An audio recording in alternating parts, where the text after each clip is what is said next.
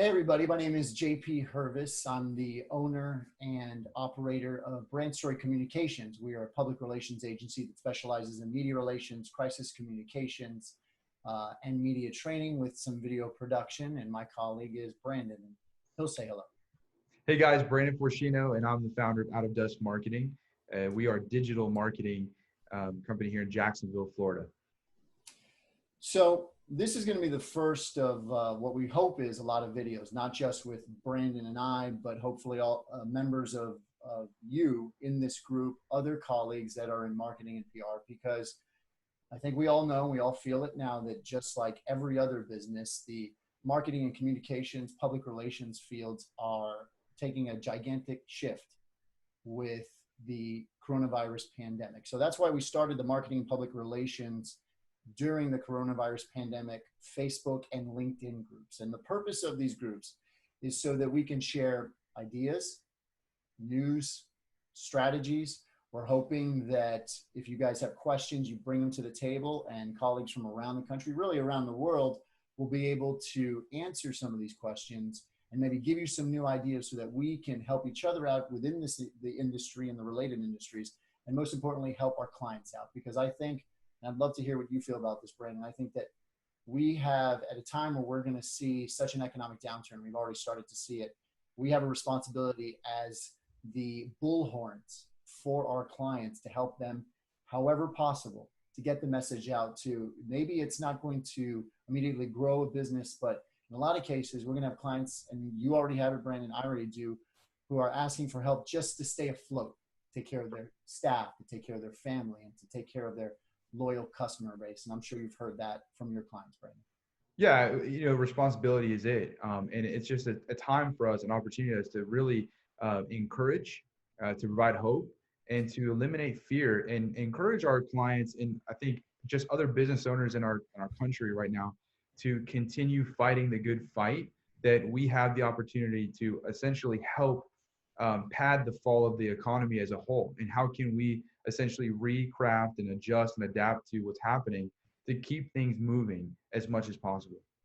So I'd be interested to hear, Brandon, I think everybody else, and also we hope people leave comments in the sections below on whichever respective social media page you're watching this, about what are some of the first things you've heard from clients as this became a pandemic, and it became a pandemic that's not only a health issue, but an economic issue.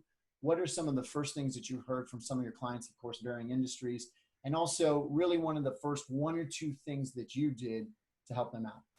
Yeah, so I think first and foremost, this just fell on everyone's lap. So naturally, this leads to that crisis kind of communication or crisis marketing strategy. So nobody was expecting this, so we have to act quickly. So the first thing that our clients came to us with was, what do we do? How are we going to communicate updates to our stakeholders effectively? So one of the first things that we did is essentially put together a digital crisis communication strategy that included mostly websites, email marketing, and social media. So your owned media platforms. That right there included in just in detail. The first thing was creating a landing page on websites for clients that this impacted the most, and created a space or an environment that was specific to COVID-19 updates and the impacts on how it is affecting the business. And it was an opportunity for us to show how our clients were adapting to services, to programs, updating needs they had if they were a nonprofit, if they were a healthcare provider, showcasing maybe a transition in how services were going to be utilized. We also gave this page some spotlight on real heavy call to actions, whether it was schedule online employment versus in-person employment, or volunteer, donate. For the media, for example, setting the stage, we created a platform for the media to access specifically for them: media interview inquiry forms, contact information, shared files as far as B-roll footage goes, press releases, official statements. And that's essentially what we activated immediately, was a hub, if you will. And then we leveraged social media and email marketing to bring people back to this page, as well as utilize those platforms to create an intentional and strategic communication schedule, how often we were going to share updates. Because in the midst of any crisis, right, we go to panic. And I think that panic can really come out in tone and context of our content creation and essentially curation. So I think it was important to be, helping our clients understand right now more than ever, you need to be over communicating to create a sense of confidence with your customers that you still are alive, things are good, but just communicate real time what you need from them and how your business is going to adapt based on the uncertainty and the fluid kind of changes that are happening every day right now. Yeah, and first steps for us. So for some of our larger clients, so clients that maybe have 500, 1,000, 10,000 employees, and they're operating in the entire state. We're in South Florida or regionally across the country. They already have some crisis communication protocols in-house. And I think it's interesting for small businesses to hear, or medium-sized businesses to hear what some of those are. One of the main ones is the immediate establishment of a task force.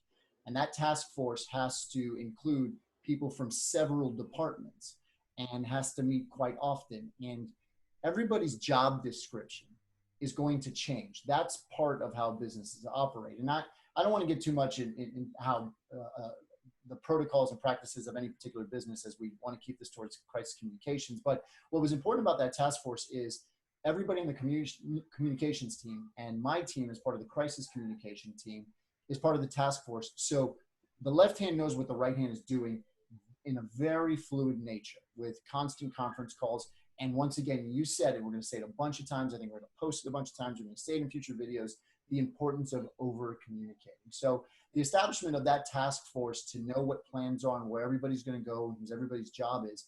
Meanwhile, for my team, who's worried a lot about external communication and also when the news media comes in, being able to respond to them quickly, it was important for us to be a part of that task force and not just get like a synopsis notation from the client as to what was discussed within the course of that task force. And then I would say for the smaller businesses, most small businesses don't have a crisis communications plan. And it depends on the industry that you're in. We have one very prominent law firm that is enormously successful. And there's very few things when you have a personal injury law firm that is going to be really a crisis that can impact their business. But one thing that was important for us to get out there was the communication that they're still working, making that statement that we're now seeing from a lot of large companies and doing it on video, which I know we're going to talk about a little bit more. But we basically had the managing partner do a video that basically says, look, our office may be closed, but we're still working your case. Just because we're working remotely doesn't mean that we're not working your case. And it's important to have that current customer confidence and also for future consumer confidence. Because if you think about it, specifically in the case of a personal injury law firm, these are cases sometimes that can go 8 months, a year, year and a half, 2 years.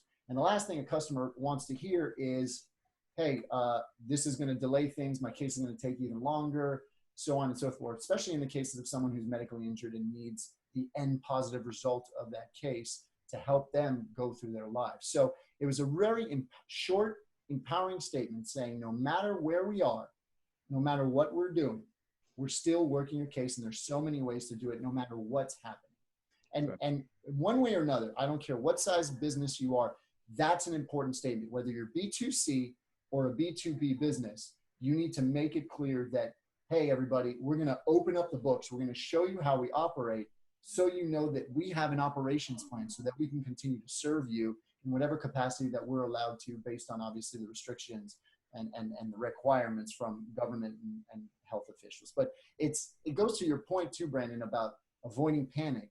Part of leadership is showing organization and the fact that nothing can stop you from providing service to the client.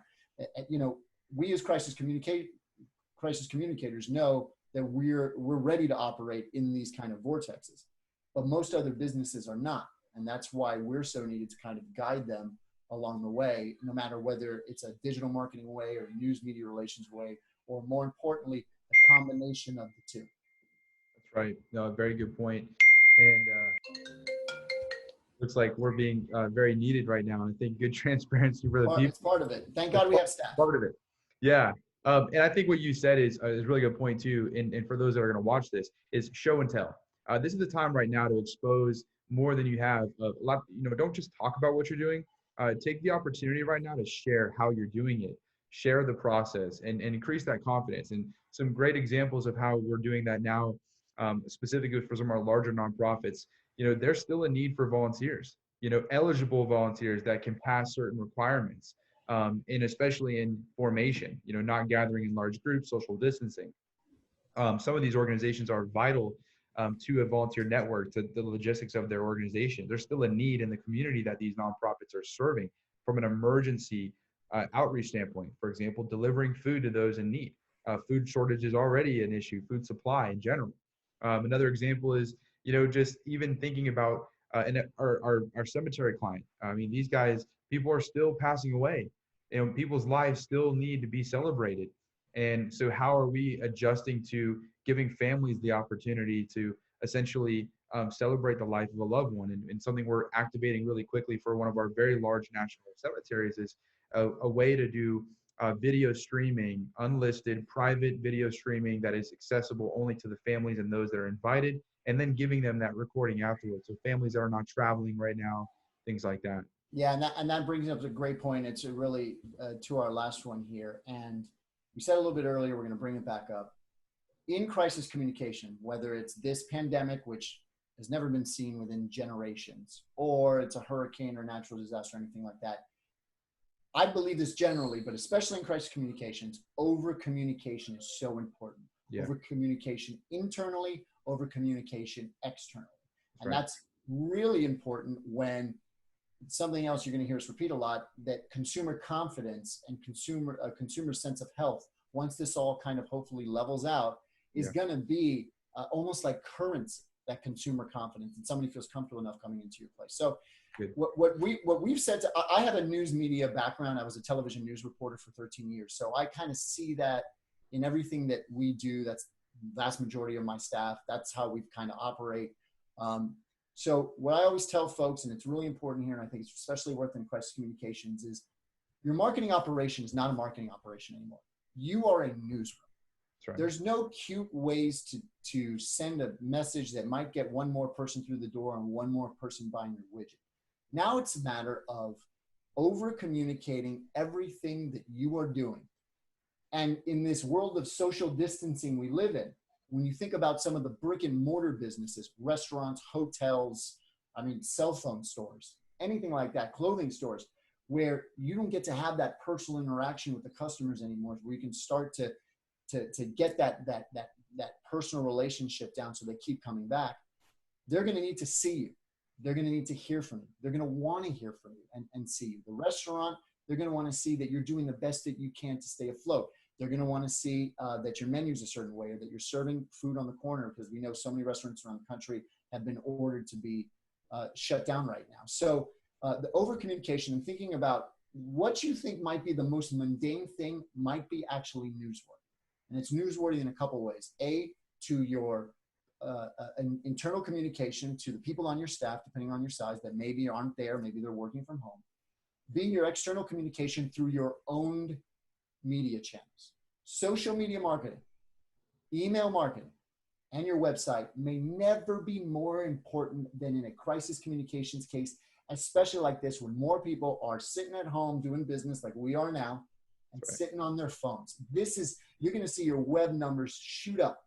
You're going to see your social media numbers shoot up because people aren't sitting in an office anymore or driving around as much, especially as there's so many shelters in place in California and New York City as of the recording of this video is having that discussion. And then finally, the over communication is important too. And this is where we feel our bread and butter is, to the news media. I can tell you now, a lot of discussions with dozens of my friends in the news business across the country. Obviously, this is the story that dominates the day, and it's going to be for a long time. So part of that is actually opportunity. Doesn't matter what kind of business you are. There is a coronavirus angle that you can pitch the news media, and they want it. They need it. They're going to be doing these health department and gubernatorial and mayoral and legislative press conferences all day. But at the end of the day, good storytelling is about the people and not the talking heads that are very important in this case, but it's down about the people. It's about the restaurant owner. It's about the janitor who works in the office building that's going to be closed for 30 days. Those things are all important, and it's empowering.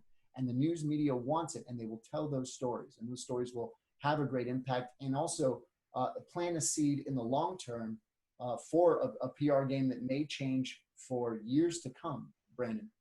Yeah, well, I'll just one more thing to add to that is, social media tells the tale. There's no lying there, and so I think a lot of what we're going to find is that we can track the metrics and insights on what content's performing the best when we put something out, what post performs better, and we start to see the post reach kind of go viral, the post engagement go viral. We're able to kind of get a pulse for from a pitching standpoint to kind of pitch that over. Hey, here's something that's really getting legs. This might be something we want to share, if not already being found out. As another point is the fact that people are turning a lot of attention to social media. The news outlets are starting to discover news opportunities that they're looking for organically just through what the viral nature of how certain content is being shared. So that's another thing to kind of keep in mind is your posts, as you over communicate on social media, intentionally communicate. I think you're gonna see really great opportunities open up for organic and just earned media that you don't have to work for. It's just gonna come kind of to your lap. Well, it's going to be a long road here, Brandon, but I think we can do it. We can do it as a community. And I say community, not just wherever you live, but community as a country, and then community as an industry of professional communicators that we'll get through this. And we're going to see creative strategies that come out of this that are going to be applicable long after coronavirus is basically forgotten, or when it becomes a very kind of basic illness 2 years, 3 years from now. This is how good ideas sometimes are born, is through crisis communications time. So right. We encourage you all to share with your friends as much as possible, and please interact, ask us questions, point out some of the things you did to share with your colleagues. And then our two social media pages, the Marketing Public Relations during coronavirus groups in LinkedIn and Facebook. Please join, interact, and Brandon and I will be back with some more videos as time passes, because we know the news cycle in this is going to just keep on going. Absolutely.